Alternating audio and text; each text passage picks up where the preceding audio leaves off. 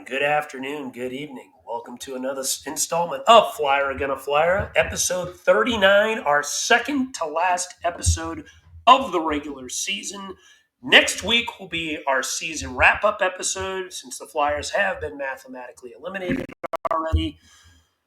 Well, can't even tank right, it seems like, as of now, because they won both their games yet again this week, but we'll go into depth a little more about them shortly. Got another good episode for you this week. Me, as always, one of your two gracious co-hosts. I'm talking to you a little down in the dumps right now because, the tank's starting to get ruined. And this team can't even do that right. They're currently holding the sixth pick. Looks like that's going to be the most likely pick they end up with. It's not 100% done yet, but, we'll see. But anyway, joining me is one of my two gracious hosts this week, Mr. Eric Martino. Eric, how you doing today, brother? I'll be honest there, Alex. I could be doing better. Flyers won again. They can't do it right! Come on. It was looking like, man, at one point it was looking like we might even be top three.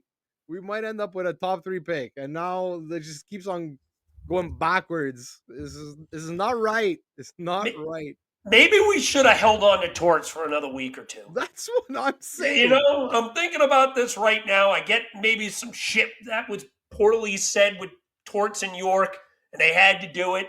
But maybe they should have said, yo, York, take a week off. We'll fire him when you get back and just get some rest. We'll give you a phantom injury day to day with an upper body injury. And just like, I don't know, hide him somewhere away from Torts, And then we're going to let Torts get another 2 or 3 losses. Could have lost that Montreal game. Could have lost that freaking, what was the game they had after that? I don't remember. That Nashville game. Oh, my God. They can't even tank right. Listen, for fun, everybody who's watching, give us your opinion on that. Would you rather have Torts still here and they doing a worse job? Let us know in the comments section. I think most of the people would say yes, just based off of the way this is going right now. But anyway. Probably. Let's go over this week's games. 2 games. Flyers won them both. Currently now sitting in the 6th pick. 75 points. 3 games left to go in the season. They're currently, I believe, 2 points behind, ahead of Boston, who are at 73 points with 2 games left. Seattle is at 74 points with 2 games left. So the max point totals there are 77 and 78. Buffalo is currently residing with 76 points with 4 games left. Better chance that we don't quite catch them, especially since, although then again, we have another game against the Sabres, so who the frick knows there? Pittsburgh's at 78 with 2 games left, so they got a 3-point edge on us. We have 1 game in hand. Pittsburgh plays Boston today, so by default, one of those 2 teams will win. Hopefully, that's a 3-point game, but we'll see. Isles are at 80 points. Anaheim's at 78 with 3 games left. I don't think those 2 teams will be caught, but again, we'll see. Let's go over these 2 games. The episode name is Tyson Foerster Punch-Out. I thought of the name myself. I thought it would be a little cool thing to go with the little Punch-Out reference. If anyone's ever played the Mike Tyson Punch-Out games, especially since they pretty much porked over the Rangers' slim playoff hopes, even though they're not mathematically eliminating the Rangers. I had Rick work on this one for about 40 minutes yesterday, so give him a pat on the back for his beautiful artistic graphic design work. I think it was very well done here. But anyway, Flyers won both of their games this week. Pretty much, long story short, they have been playing very well offensively lately. I put up 8 on the Rangers. 8 on Jonathan Quick. Mind you, we know Jonathan Quick isn't quite the player he used to be.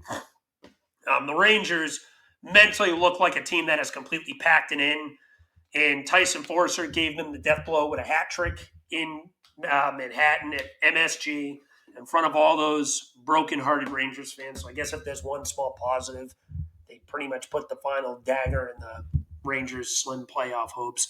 Their tragic number is down to 1. And, Yeah, I mean, Michkov only had 1 point in that game when they put up 8 goals, which is astonishing by itself.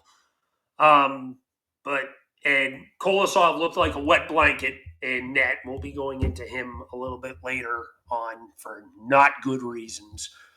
Um, but anyway, Eric, let me let you hear it. What's your talk on this week? Yeah, yeah, that Rangers game. Uh that was yeah, that was an interesting game.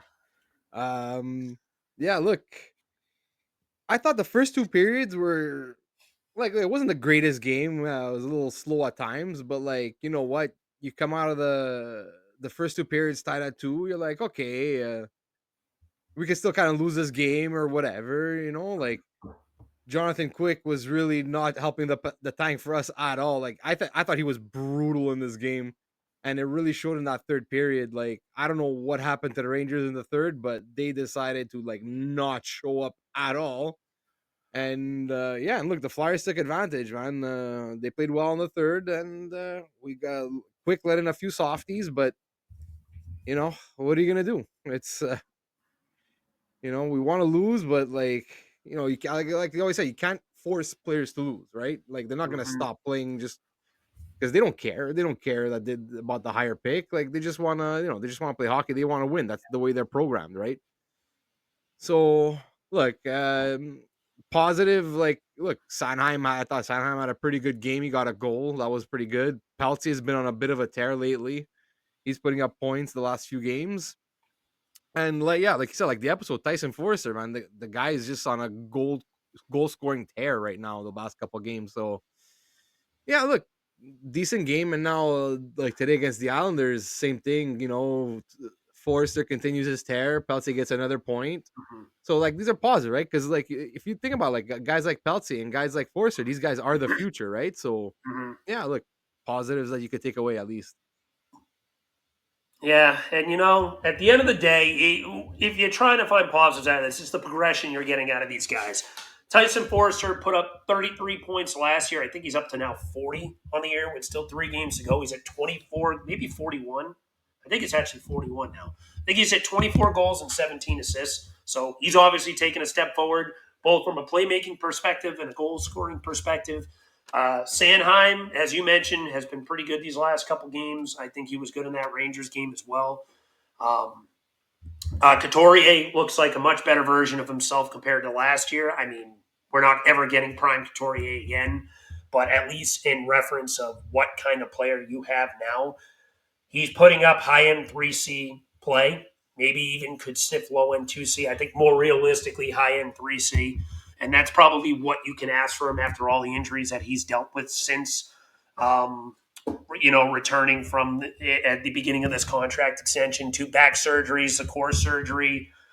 He's had other dinks and nicks here and there. He played through a significant injury last year when he got his healthy scratches.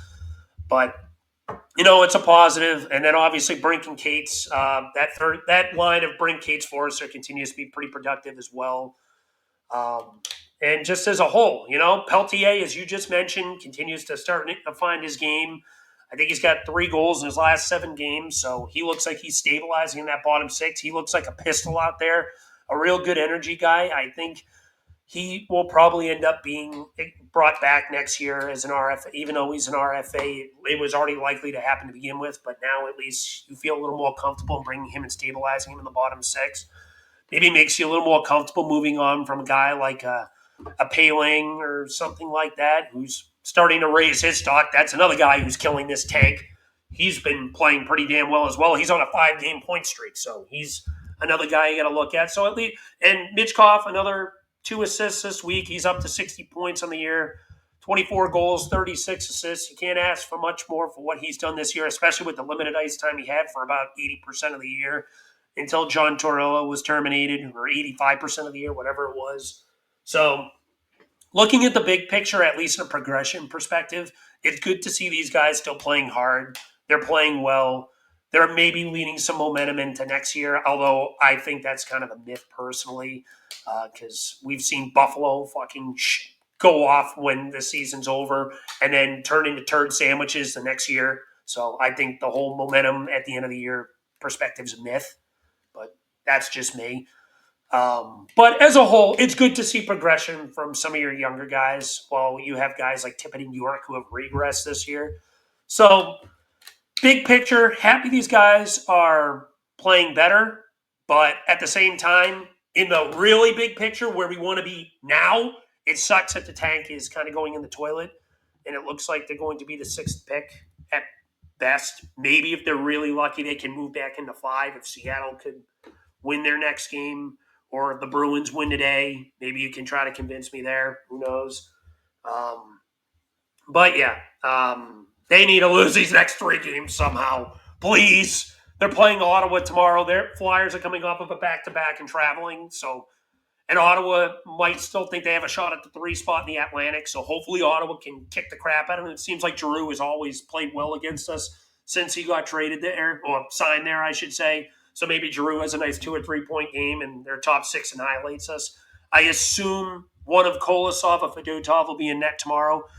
And hopefully we get the crappy version of Fedotov or normal version of Kolosov, which is garbage. So we'll see. We'll see. But realistically, I would prefer them to start losing again, please. Please help those some hopes we have at the tank at the 4 or 5 pick. But anyway, let's move on. Tyson Foerster, who is the main primary guy about this episode, has been on a tear. I didn't want to go too in depth about him when we were talking about the games ahead. 5 goals in his last 2 games. He had a hat trick against the Rangers, another 2 potted today against the Isles. He has 8 in his last 6. Mind you, he had a point where he had 14 goals where he didn't score a goal, but he's continued to take steps in his development. 8 points more than last year, 4 goals and 4 assists more than last year. This guy looks like a stable piece of this top 6 for the future. He's only 23 years old. He continues to take strides despite playing with realistically third liners on his line for the majority of the year, and he still has cracked the 40-point mark. And I don't think he's even close to done, taking steps in his progression and getting better. I think you have a future 30-plus goal scorer here. And yeah, Eric, let me let you further evaluate into this. Where do you see Tyson Foerster's ceiling potentially? What do you think of him as a whole this year? How big of a part of the future do you see him this year? And, maybe we'll go into this last part a little bit together. What would you see as his potential deal after this season, because he is an RFA? Well, look, for me, if the Flyers want to be successful, like cup wise and everything, like going Mm-hmm. forward, we need Tyson Forster to become a top six winger, like the Flyers organization thinks he can be. And I agree. Like I agree with them. I really like his game. I really like his size. Like you wouldn't think he's big, but like still, like he's like 6'1", 6'2". He's got a little size to him. And yeah, look, it's funny because since Torts has gotten fired, the guy's been on fire. Like, Maybe another one so of Torch's whipping boys. yeah, I don't know, man. Like since Torts is gotten fired, I think he's been on fire. Peltier's been on fire. Paling's been on fire. Michkov. Mishkov's been on. Well, Mishkov started a little bit before, Yeah, but like that's true. yeah, but he's really taken off since too. And no, but like, look, to bring it back to Forrester, look, he's having a good season. He's slightly like he had a bit of a slow start. I'll give him that. He had a bit of a slow start, Mm-hmm. and since then, like he's progressively gotten better and better. And like we said, since Torts has been gone, he's going like God mode for whatever reason. Okay. But yeah, look, at least you know what, like a little positive. Like he's not sophomore slumping, right? Like you Nope. see a lot of these guys, like like he hit 20 goals last season. I think what he had like 38 points or something. So you're like, okay, whatever. Like it's a good season for him. Mm-hmm. And like he could have easily like regressed a little bit or whatever, but no, like his underlying numbers are still strong. Like he's improved points wise. And like look, he he wasn't drafted as like one of these like elite players or like generational quote unquote, Yeah. like so like these guys take time. The players like this take a little more time. They got to get adjusted to the game. They got to figure it out for themselves. I'd like him to shoot a little more. Especially like he's got a beautiful wrister. Like I want to see him use it, idolize him more, find a little bit more space, use your size, find some space out there and shoot more. Because that's it. Like you shoot more, like eventually something's gonna go in, right? Mm-hmm. So yeah, no, but I'm fairly positive on Forrester. I think he's definitely going to be a piece going forward for the future for this team, and yeah, look, can't complain, man. Only positives. Did you know Tyson Foerster is practically the same size as Jake Voracek? I That did. exactly. I did not realize that. I did. I was looking at I was bored during my lunch break on like Wednesday or Thursday, and I'm scrolling through my phone and I'm just looking at the size of some of the players. And I'm like, he's 6'2". He Yeah. doesn't feel like he's that big, but he is. So then I went through some of the older Flyers rosters and it popped out to me. Voracek. I was like, wait a minute. I remember back in the 2012 series when Voracek was fighting. I think it was someone on the Penguins.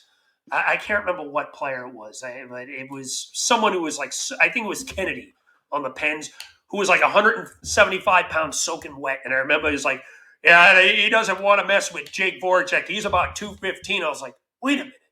Because that just randomly popped into my head. I was like, he's the same size as Jake Voracek. Yeah. And Voracek's always looked like a bigger, stockier guy. He looks like he's got big ass shoulders. Like I just technically I think Voracek's a pound bigger. I think he's technically 216. Yeah, But the whatever. point being, he's the same size as him, and it's like that's But some of the size that this team needs. but I And find I on look at TV, Tyson's game. They but had a very good two-way game. Does not get enough respect for how good he is playing a 200-foot game. His shot continues to develop. He's got 24 goals this year. He's now tied with both Konechny and Michkov for the team league in goals. That's respectable. that's nuts. And I saw something where that someone, I don't know who it was, said that Tyson's playing when it doesn't matter right now, and it's like, who? Listen, some of the guys that we've had haven't hit this level of play at this age in a while. So it's good to have a guy continue to play hard like that, even if it sucks that it's ruining the tank. I agree with that. We want me and Eric both are in mutual agreement. We want fucking losses, but to see the development of one of the guys that you drafted in the later round and part of the first round too. He was at 20. I think it was the 23rd overall pick of the first round in what 2020. I want to say was his draft year. Think so. I think it was 2020. I hear people talk all the time about how you do not usually find talent in the late stages of the round. You found a good gem with the 23rd overall pick. And that is something that cannot be looked upon enough. That you found one really good pick in the late stages of the first round. And why not be happy about this kid's progression? Again, no, it sucks for the tank. We're all here for the losses. Hopefully they lose the next 3 games. We'll see. But it's good to see a guy like him take that level of step. And, I think, as you mentioned, I want to see him shoot more. I think he tried honing in on his playmaking a little more, not be a little unselfish. But one of the big reasons is why I want them to get a center this year is not just for Michkov, but a guy like him too on both power play and maybe even sticking him to the second line if you draft one of these centers and they come over and they're ready, or even Luchenko plays this year up in their top 6 at some point. You have another center that could potentially feed Foerster from a playmaking perspective that specializes in playmaking.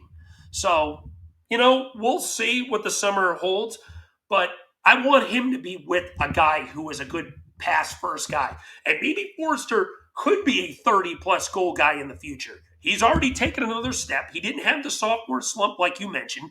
Even when he only played 8 games back in 22, 23, he had 7 points in that. That's another thing that gets looked at. Like, he made an immediate impact then. He had one shot against Minnesota. It still was one of the best shots I've ever seen in my life, where he went bar down and you could hear that shit all the way from fucking Causeway Street here in Boston. So I look at Foerster. I'm happy at his progression, and I'm going to make another slightly bold statement. I'd consider skipping the Bridge deal and giving him a long-term contract. I am feeling confident that he is going to continue progressing. What would you think? What kind of deal would you give him, Eric? Would you give him the bridge and see what happens over the next few years? Or would you maybe go down the long term route, give him a little more money and have him locked up and not worry about it more? And maybe he turns into another bargain deal. Well, look, I would like to sign him long term, like right now, if I could. The only problem is with that is like, would the Flyers want to do that? Is the question? Because of Because cap look, this year, uh, too. they kind of a little bit got burnt with the Farabee contract, like where they signed him for his potential and then like Mm-hmm. just hit a wall and then just never lived up to that contract. Fair. Now look, they signed Owen Tippett to a bit of a longer term contract, but like he's struggled a bit this year, so I don't know if maybe it's gonna shy them away from doing that with Forster. Fair point. Although, like, for me, Forster's a different kind of player, so I don't know, like, and the team really, really seems to be enamored with him. So, like, Mm-hmm. so it's a possibility. But then you look at it this way, right? If you're Forster and Forster's camp, would it be more beneficial for you to actually take it, like, let's say a 2-year bridge deal? Because remember, like the cap projections where they're supposed to go, like And he in might year be able to three, sniff more money. That's true. in year three, the cap's jumping like almost 15 million. Mm-hmm. So from what it is like right now today, Mm-hmm. so if not more, whatever, I don't have the numbers in front. I can't really I think it's remember, like but going up like 7 or 8 each year the next 2 yeah, it's years going up. after this Yeah, one. that's So it. It's I going up think like you're 4 right. next year, like 9 the year after, and then like another like it. So if you're Forrester and you're Forrester's camp, I don't know. I'm thinking maybe I bet on myself and I say, okay, you know what? Let's do like a 2-year, $4.5 million deal, Mm-hmm. and then like we'll talk again in 2 years.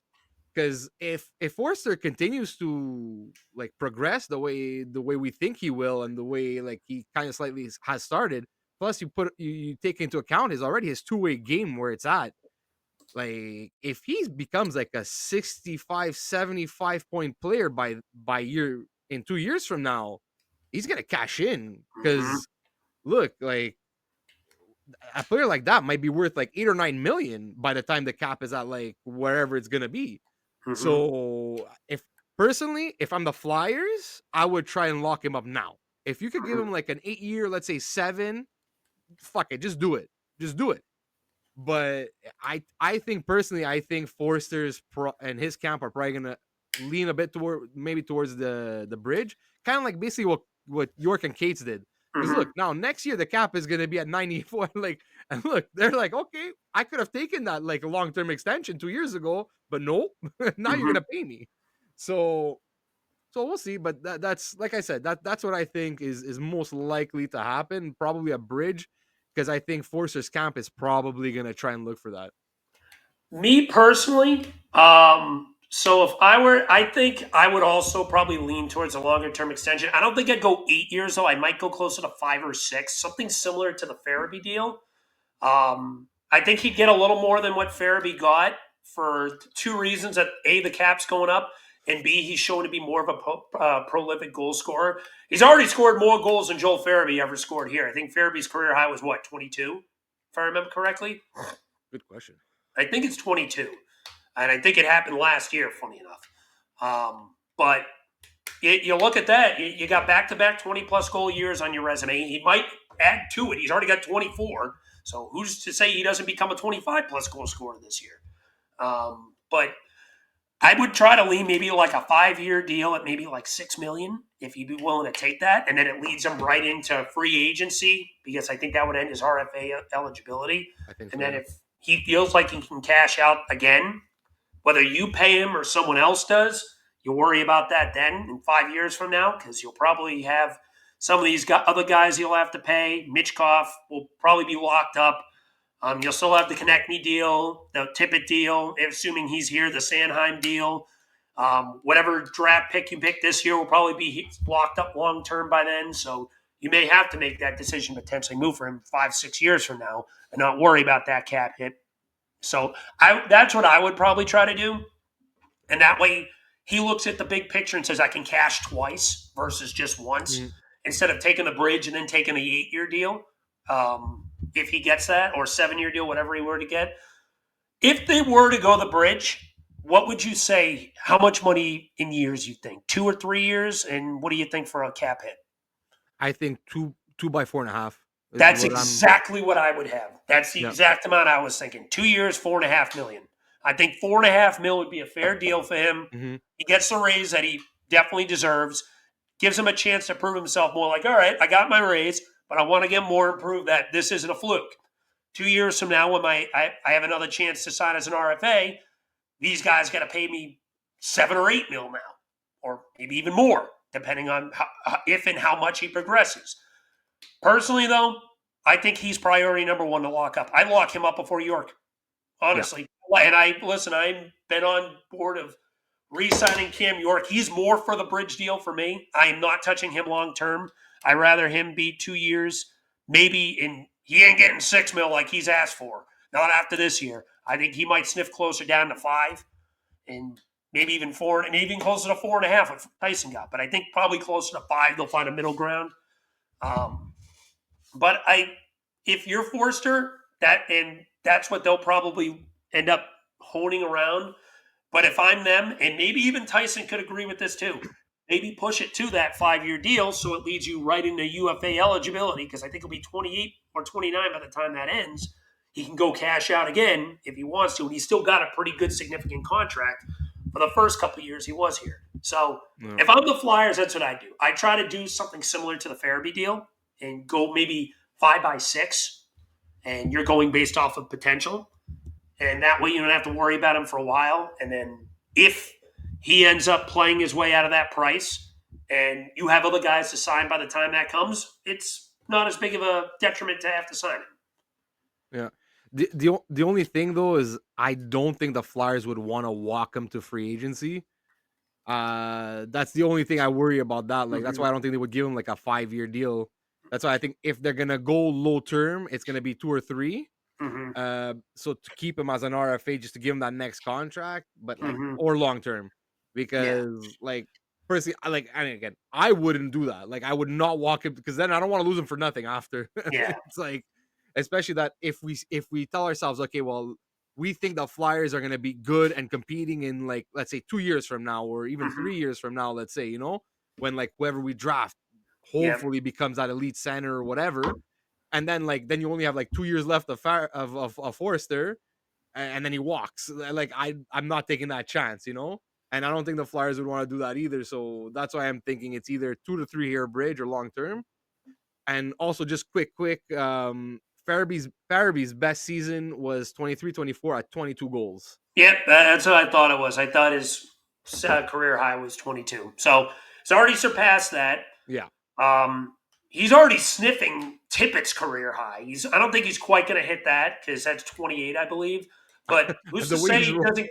Yeah, the way he's rolling, man. Hey, maybe he does. Who knows?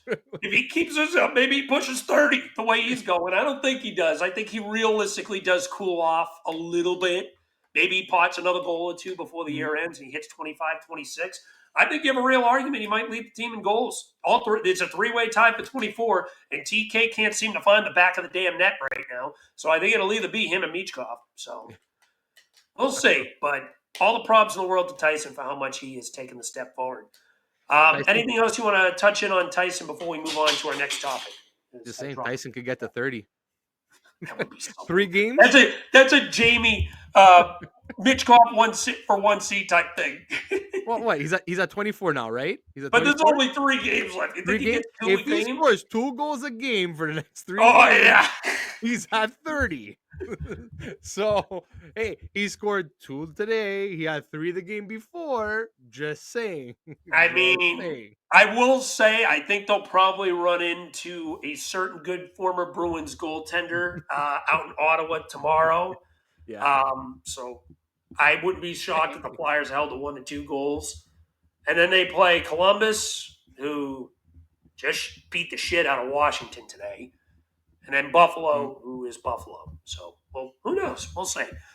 But anyway, by the way, on the topic of Jamey, I don't think he's going to be here today. We don't know for sure. I think he had something come up, but if he does join, we'll obviously answer him in. Just want to throw that out there because I don't think I addressed it at the beginning of the show. But Jamey will be here next week for our season-ending recap episode. By the way, that will be significantly longer than our normal episodes, so stay tuned for that. We should also have Isaiah from the O&B podcast joining with us for that episode as well. So it'll be good to have one of our usual guests in for that too. So just want to throw that tidbit out there. But anyway, moving on. Now some negative news. Alexei Kolosov. We have talked about this individual quite a bit on the pod over the last few weeks, hell, throughout the whole damn season. And, we talked from a positive perspective just a couple weeks ago, thinking he was going to end up staying here. And I guess what we thought were getting better down in Lehigh Valley with him and Emil Andre and Rodrigo Abels trying to help him out and get him accustomed. And then suddenly he got called up and he barely played. And looks like we finally may have found out the reason why. So the Snow the Goalie podcast, which is one of the biggest Philadelphia Flyers podcasts out there, with Chris Therien, Anthony Sanfilippo, and I'm blanking on the last person on the show. Russ Joy. Russ Joy. Thank you for helping me out there, Eric. And Russ Joy. Mr. Sanfilippo dropped an interesting tidbit on their most recent episode that it looks like Alexei Kolosov will not be back with the Philadelphia Flyers next year and will probably be playing back overseas in the KHL. It doesn't look like his tenure has worked out too well here, and completely different from what we heard a couple weeks ago, because it looked like Fedotov was the guy on the way out, and Kolosov was starting to have amends maybe made, and now it doesn't look like that was the set case. I don't know if my source was correct or not. We'll see. Maybe things did change over the last month. Who knows? That's a possibility too. But this is an interesting development. And you know what I have to say? Good riddance. I'm done with this project. Like, no disrespect to the kid. At this point, this has been so much of an up and down damn headache with him getting called up, sent down, all the crap that happened off the ice last year, all the crap that's happening still behind the scenes that may or may not be happening. How much of a headache it's been with him being called up and not playing, then get sent down, play well, then get called up and sit here, play one game, let in 5 goals like a leaky faucet. I'm just ready for this damn friggin' episode with Kolosov to end. He was a 3rd-round pick, and if we look at the big picture, most 3rd-round picks don't work out. I get it. It sucks because it looked like he had good potential here. He's only 22, 23 years old. I just want to get rid of this kid. And whether this is true or not, I'm just done with this big headache as a whole. They need to worry about the goalie prospects that do want to be here. Your Igor Zavargin, your Carson Bjarnason, who, by the way, was sitting up in the press for the Flyers Isles game today, which is cool. And, you have Samuel Ersons, who still have time to progress. He's still showed his highs can be highs. His lows are fucking Grand Canyon lows. So he played well today. He let in 3 goals, but I think he had over 900 save percentage, and he went 5 for 5 in the shootout. He could arguably be one of the best shootout goalies in hockey, because it seems like he always plays well in them. Better than he who should not be named ever played in them, to be perfectly honest with you. But I'm ready for this whole headache to end. It's time to move on. Worry about the guys that are here next year. And honestly, it does, in big picture, help with the logjam, because it looks like Bjarnason is going to be down in the AHL next year, playing with Lehigh Valley. It gives you an excuse to send down Ivan Fedotov and save even of another $1 million against the cap for his final year down there. He can play the role of Cal Peterson, and it gives you a reason to go hunting for another goalie. So maybe it gives the Flyers another $1 million to work with in free agency. So you know what? I'm down to just sending Fedotov down to the AHL, send Alexei Kolosov over to the KHL, and say whatever, bye, goodbye. I'm just done with this. It's time to move on. Alexei, thanks for whatever. I'm good. What do you have to say about him, Eric? Look, same here, man. Like, this whole thing this year has just been one massive clusterfuck of who knows what. Like, I don't know, man. Like I said earlier in the season, like, for me, like, look, the guy was under contract. He had to show up, and I'm sorry, but I am not gonna like bend over backwards for a guy that's proven absolutely nothing in this league. Mm-hmm. So whatever. Like, they sent him over. They got him over, and like, they kept him up here for a while for whatever reason, and then he played a bit, he was okay, and then he wasn't, and then struggled. Like he clearly needed to play in the AHL from day one. Yeah. He was not ready for the NHL, no matter as much as he thought he might be. He was not ready for the NHL. Now, this whole new report now, like I don't know, like I don't know what to think of it, because then like we had Jamey just a few weeks back telling us that like apparently he was happy in Allentown and that like everything was going well. And we all speculated that this latest call up, and it made sense with everything that was happening with Torts and everything and Fedotov, that like this last call up was just Torts just being completely fed up and done with Fedotov. So it actually made sense. And now like yeah, like you said, like the Snow goalie reported the that he's gonna be gone, and that like whatever, like a I don't know, man. I don't know anymore. Like now look, take whatever they say with a grain of salt, I guess. Like look, Anthony Sanfilippo, like he's a good reporter and everything, but like it's not like they're always right either, you know. Like they Fair. have made mistakes before in the past. So again, take everything they say with a grain of salt. Now, again, myself, I have not heard that episode yet. Like it's like I think it's like over 2 years that I don't listen to that podcast anymore. I have my reasons. I'm done with them. So look, I haven't heard it, so I haven't seen anything written about it. Because look, if he would stay, him and Bjornsson in the AHL would be I think would be like a really good tandem. So and look, and Fedotov, because look, at the end of the day, Fedotov is 29, so Yeah. like whatever. He's Like, your I guess Cal like Peterson now. and then we'll see, because who says Fedotov? Like if the Flyers say, okay, well, like Ivan, we're gonna go in a different direction. We'd like you to go play in Lehigh Valley. He could just say, okay, you know what? I'd just rather terminate my contract and go be a starter in Russia. You know, like him too. So I don't know. It's a weird situation. I personally, I'd like to get a little more clarity on it, Yeah. because like I said, like if what Jamey said is true, and like the guy was really, and there's nothing I heard or anything that makes me like that doesn't make me believe what Jamey was saying either. So it's like it would, because at the end of the day, yeah, like I really don't like what he did at the beginning of the season. No. But then finally he did report to Lehigh Valley, and he was there for a while, and he was playing very well. So for me, if this was a guy that was really like that didn't like being there, and like that didn't want to be there, whatever, Mhm. like I don't know, I think something would have came out at a certain point, or like Fair. or he wouldn't be playing as well as he was, or I don't anyway, I don't know. But like you said, you know what? If this is true and like he's gone, I'm like, you know what? So be it. Because like you, why are we breaking our heads over this? Like, Mhm. you know, it's really getting to the point where it's super annoying. No one really knows what's true, what's not true, what's actually going on, and it's like it's causing so many arguments and just so much stupidity for nothing.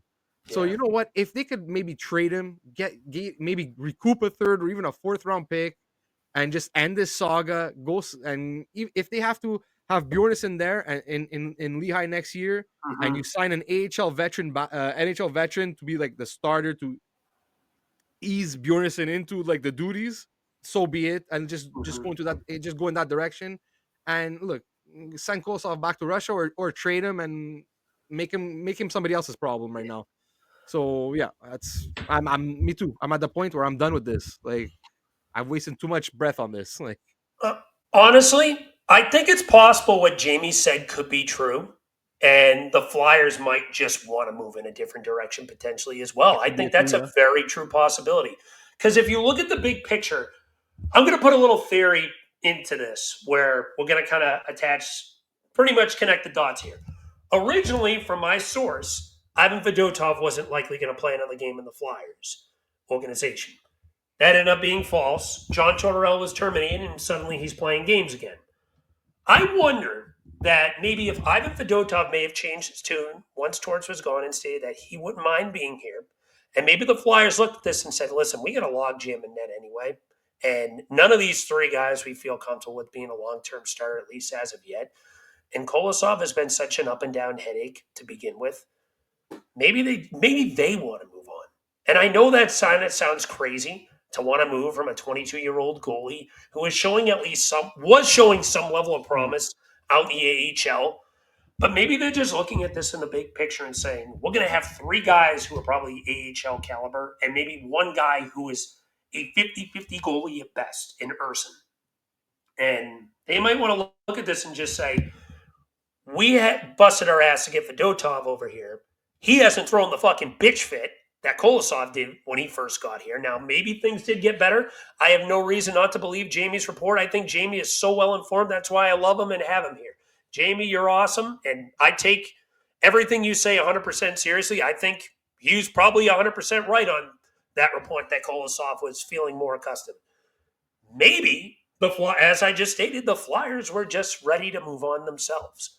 That maybe they just want to move in a different direction. They already have two goalie prospects that they might feel like have a higher ceiling than Kolosov. And to do right to Fedotov, maybe they're going to look at this and say, Ivan, we're not going to just trade you and let you go. We're going to let you at least play. And we're going to send you down to Lehigh Valley. We're going to let you and Bjarnson, I still fucking botched the guy's name, end up going 1-2 in net and see where things lead from there. And maybe the Flyers don't just terminate Kolosov. Maybe they move his rights elsewhere, and maybe he ends up rescinding his thoughts about going to the KHL. Maybe he would just do that if he stayed here. You know, as you mentioned, Sam Filippo's been wrong before. We had the whole thing with the Cutter Gauthier saga where he thought Kevin Hayes' fingerprints were all over it, and we know how Tortorella took that. He tore him a new one. So, who knows? He's been wrong before. Maybe this ends up being fabricated as well. So, we'll see. We'll probably get some more clarity in the upcoming weeks, especially when the season officially ends in 5 days. Maybe it happens right away. Maybe it happens sometime in May. Maybe it doesn't happen at all. Who knows? But that's definitely something to keep our eyes open for. And if obviously it does happen, we will definitely touch on it in one of our episodes in the summer. But I find it interesting. But if this report is true, I'm ready to just move on personally. Like you, Eric, this has been such a headache that it is what it is at this point. Anything else you want to touch on before we move into some fan mail? No, that's it. So I asked on Twitter earlier in the week, actually I think it may have been yesterday, if anyone had some questions they'd like to ask for the show. We got a couple responses. So we're going to touch on these. We're going to take a couple minutes on each one and just give our opinion. One from PostThis99, one of my most active followers on Twitter, actually, asked this question. Goalie situation for 2025-26. Which UFA goalies are available? Any goalies you think the Flyers can trade for? Offer sheet a goalie under $6.5 million, and has the goalie situation been even worse than the centers? Eric, let me let you answer this first. Ooh, okay. UFA goal. I'll just start going in a row. UFA goalies. Honestly, like, look, a lot of I hear a lot of talk about like Jake Allen. That's an interesting name. But do you feel comfortable about him being a starter? Exactly, no, because he's been a back. He's 34 now. Mm-hmm. He's been a backup in New Jersey for like the last and he's put year and a half there, and he's played well as a backup. Exactly, definitely. And before that, he was a backup in Montreal. So he's pretty much been a backup for like the last few years. Mm-hmm. And like I said, he's 34 years old. Like, why would he come here? Like, if anything, he's staying in New Jersey. Like, he's not moving. Then you have like what, Freddie Anderson. He's 35. He's got a massive injury history. The Flyers there's no way they're taking a chance on him. So look, there's 3 names that I could possibly see them hitting up in free agency, and that's Alex Lyon, Vitek Vanacek, or Samsonov. Those are honestly the only 3, because Vanacek and Samsonov are like, they've been starters before. Vanacek and Samsonov had a little bit of success at certain points, but have struggled lately the past couple years. So like, you could maybe take a chance on them. Same thing with Alex Lyon. Alex Lyon, he's always pretty much been a backup. Him too. Like, I think the most games he played was 44 games last year with Detroit, because Detroit had all kinds of injury so, but other than that, like, he hasn't had the workload. So do you take a chance on him and maybe like if you want to do maybe like a tandem, so you do like a Lion and Urson tandem, that might work for me. Like that, but so for me, Lion is probably your best option if you want to go into a tandem with a UFA. When it comes to trade markets, like who's available? That's the thing. Do you There's want to one go with? goalie I got mine. I'm assuming it's Gibson because I don't know, maybe. Yeah, Yeah. right. So yeah, he makes. What concerns me about him is injuries. Mm-hmm. He's got an injury history too, so Yeah, we'll see that's there. fair. Not as bad as Anderson though, but yes, he No, does. oh no. But the one interesting name, he's an RFA, Devin Levi. Do they Ooh, go after like a that's young spicy. goalie? Like he's not that old, so like he'd be like another kind of prospect that you're bringing into the. I don't know what it would cost because it looks like UPL is going to be the starter in Buffalo. Mm-hmm. So maybe Levi becomes expendable. Do you want to bring on another young guy that struggled a little bit? So Mm-hmm. I don't know. For me, it's real because also again on the trade market, Demko maybe, but I don't I think don't they'd see move that. on from him. Me Unless if neither. they decide to go full scale rebuild in Vancouver, but I don't think they move on. And that's another guy with injury history. So Exactly. Do you take a chance on maybe in Grubauer? his term too, if he keeps getting hurt. Well, Demko only has one more year. He only has one more year. Oh, why did I think he got extended? No, they extended Lankinen. Oh, that They might have been just it. extended Okay. Lankinen. All right. My So apologies. yeah, but like the only guy maybe if he could find his form is Grubauer at and he's got 2 by 5.9. Do you take that chance? No, That's no. but or else He's like been the worst goalie in hockey this year. I am all set with that personally. so but that's it. Like I'm so honestly for me, best option is probably Alex Lyon. Yeah. Like bring back Alex Lyon. That's Yeah. I'm going to piggyback on some of these a little bit. I agree. Alex Lyon's probably your best bet in former Flyer prospect. He was here for a couple of years. He's obviously played better. Maybe him and Urson could be a 1A, 1B tandem. If you want to take the chance on Freddie Anderson, but as you mentioned, Eric, that is such a massive risk because he is mm, always hurt with something. I think he has the highest ceiling out of the oh yeah. UFAs available for sure. But you're playing against time because he could play 3 games and then get hurt for 20. So do you really want to take a risk with him? Yeah. It's yeah, and you could be right back in the same situation. Um, uh, Ilya Samsonov, Yeah, it's super he's better than inconsistent. what you have, I guess, but it's still Ex- not worth spending decent Yeah. money. Jake Allen, again, I like him. He's probably as a backup would be great, but as you mentioned, there's no reason for him to leave New Jersey, who's in No. a better situation than us right now.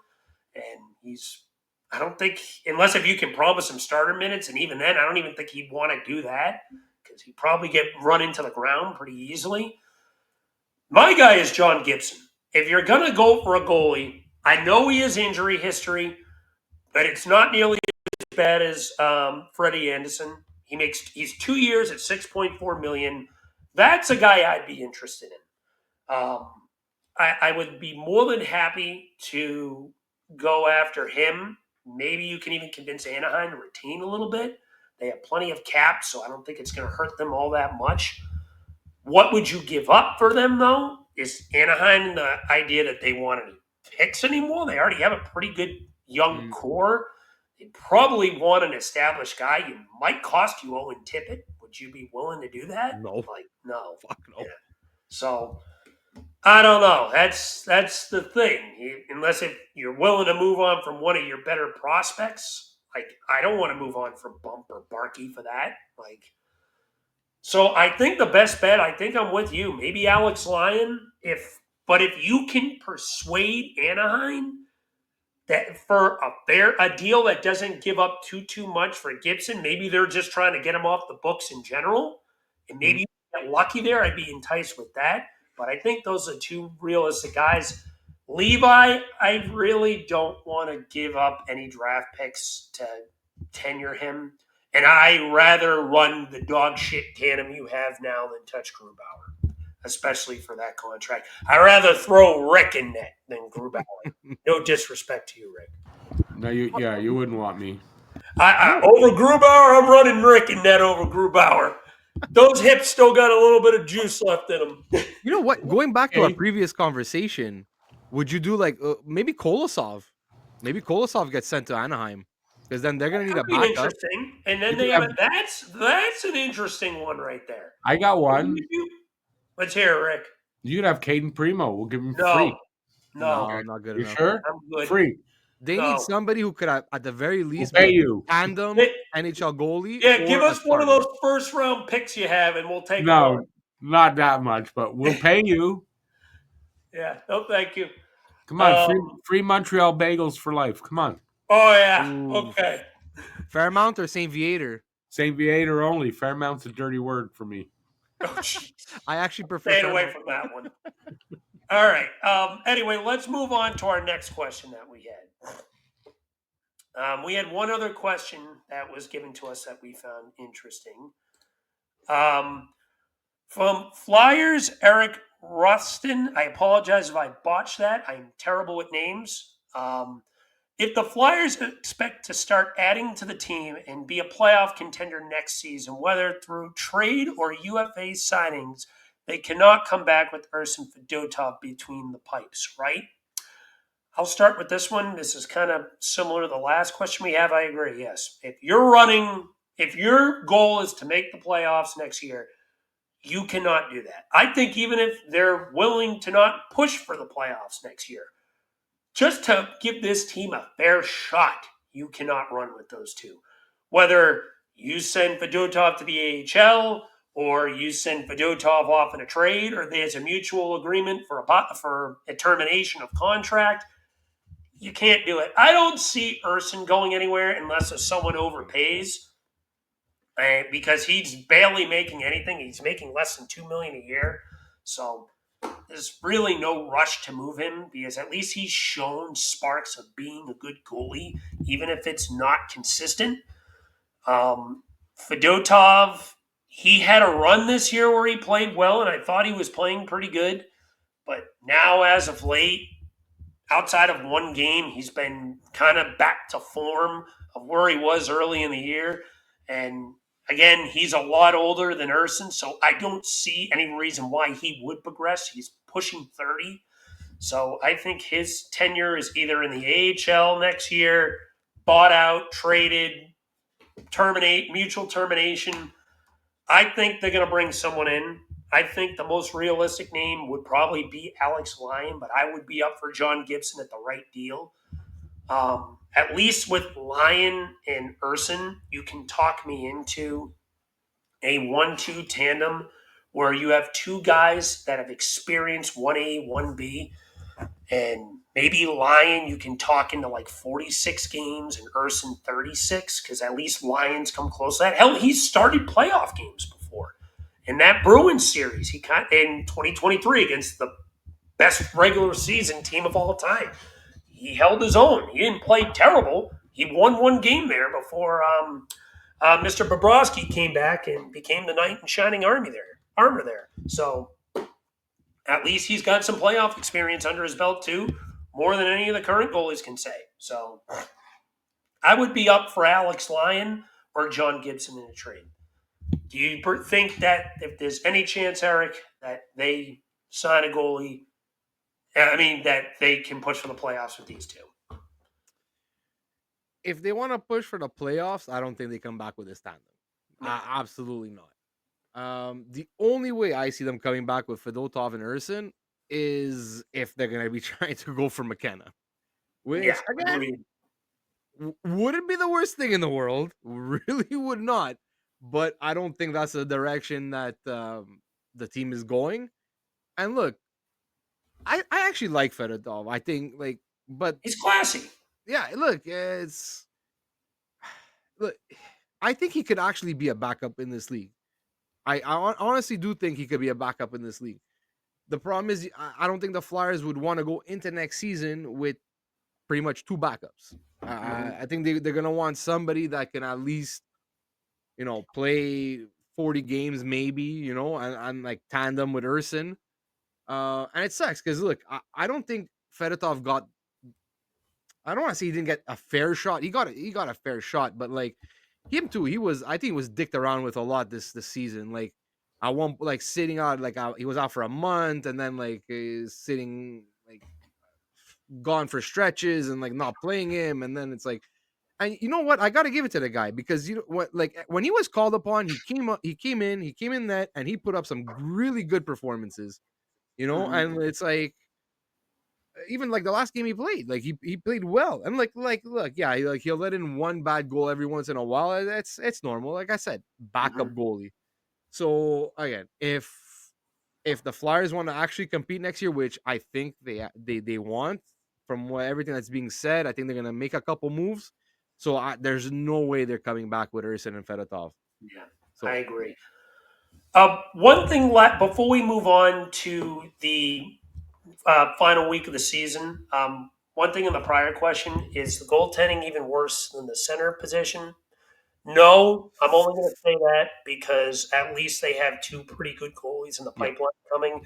I can't say that for centers outside of maybe Luchenko, and he's not one seat pushing. yeah, 100%, exactly, agreed. We have our goalie. Well, hopefully, we have our goalie of the future, it's Vragan, Mm-hmm. and at worst, Bjornsson can maybe be his backup. Yeah. So yeah, no, I think we got two really good solid goalie prospects. And who I hope knows? they Like, draft look, another. sorry. I hope they draft another, to be Yeah, honest. yeah. I was just, yeah, Always that's be exactly what I was drafting about to say. goalies.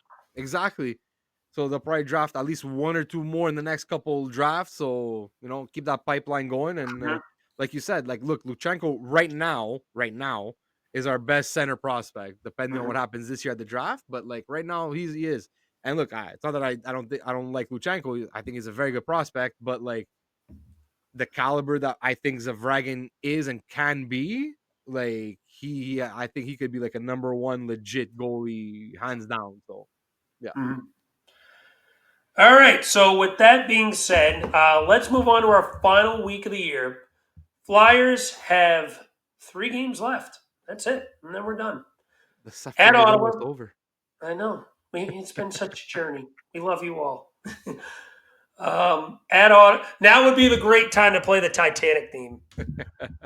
At Ottawa, home versus Columbus, I believe, and then wrapping up at Buffalo. Crazy enough, they have not played at Buffalo yet this year. They'll end the season there. Give me the final week. Let's see. Ottawa. I'm actually gonna be there that game, so that's cool. That'll be I'm fun. going Take driving down pictures. tomorrow. So um I think we lose to Ottawa. Way too good of a team. They're on a roll right now.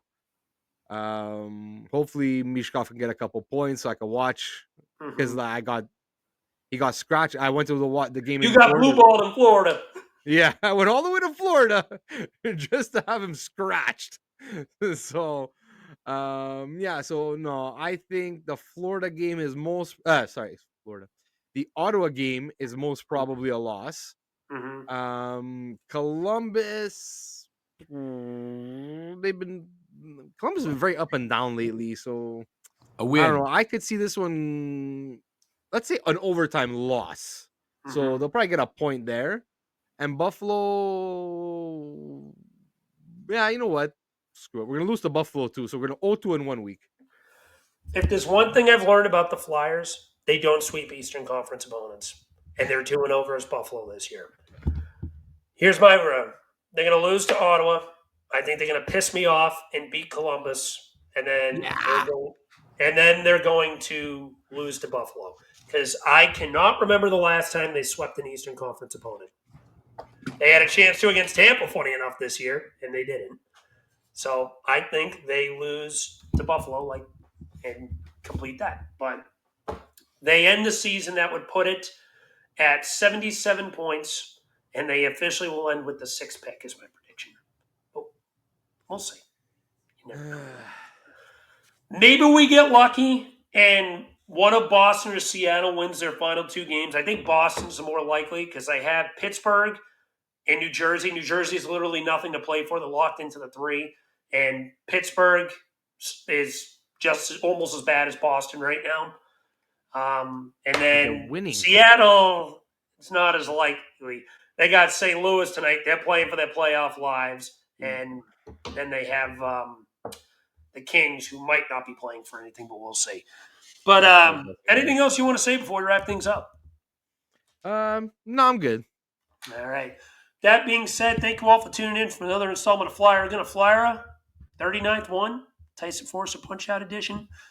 Tune in next week for our season debriefing, as the season will officially be over and we'll be moving on. So with that being said, take care, everyone. Have a great night.